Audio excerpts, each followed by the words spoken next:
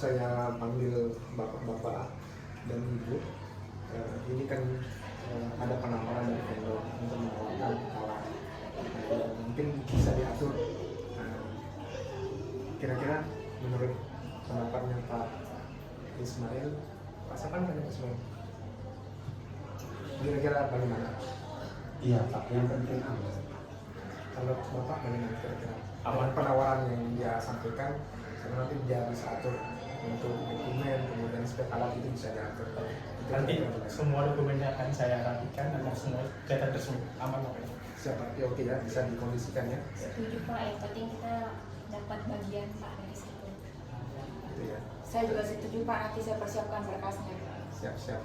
Kalau gitu nanti tolong dijaga, dokumen disiapkan baik, kemudian dari vendor bisa disiapkan sesuai yang ini ya, sesuai dengan kesepakatannya. Tentu diingat apa yang menjadi kesepakatan kita awal ini, tolong disiapkan gitu ya. Oke, begitu ya. Deal ya? Deal. Selamat pagi. Ini barangnya ya? Ini mikroskop yang baru ya? Coba dicek. Oke. Bentar ya, saya cek dulu. Ini kayaknya nggak sesuai spesifikasi yang kayak kita mau itu deh. Kenapa nih harganya ya? Kok agak encer seperti dia dioplos nih? Kalau dipakai bisa salah pemeriksaan nih. Kemungkinan bahaya kalau kita pakai ini. Kenapa barangnya jelek begini ya? Pasti ada yang main di pengadaan. Bisa kita cek ini kalau gitu. Kita cek.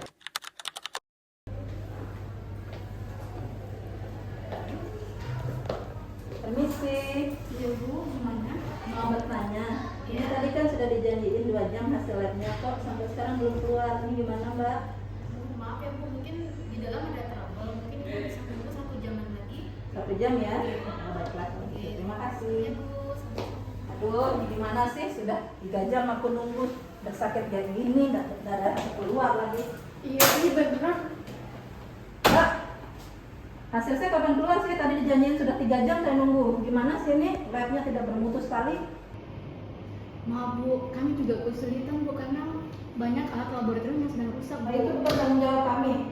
Pokoknya saya cut ini.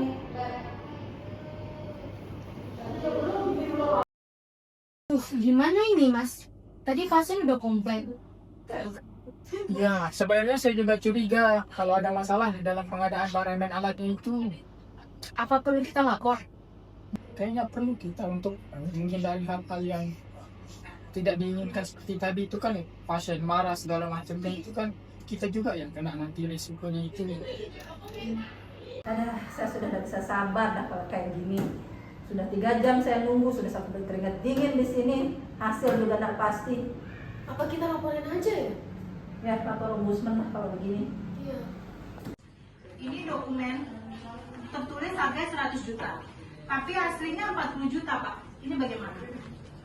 Apa Alatnya juga tidak sesuai spesifikasi. Ini jelas-jelas korupsi Pak. maksud saya, apakah alat yang dikirim ini mungkin tidak sesuai? Kalau dokumennya memang seperti ini, mungkin bisa dicek kembali alatnya apakah sesuai yang dikirim dengan dokumen ini. Tapi di sini udah ada tanda tangannya Bapak, sudah ada persetujuannya Bapak. Kami sudah sesuaikan. Yang dikirim dan yang Bapak minta itu sudah sama. Betul. Jadi dokumen ini memang saya yang ada tangan, dan saya sudah mengasisi. Kira-kira bagaimana menurut? Maaf Bu, saya hanya mengikuti arahan dari atasan saya.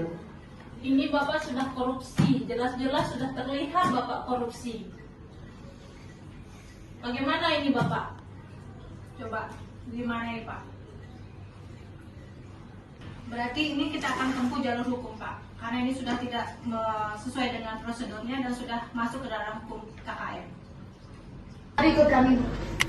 Ayo lewat sini. Korupsi bukan hanya tentang soal uang, tapi juga soal nyawa. Karena keserakahan, masyarakat pun jadi korban. Mari kita lawan korupsi demi kesehatan dan demi masa depan bangsa.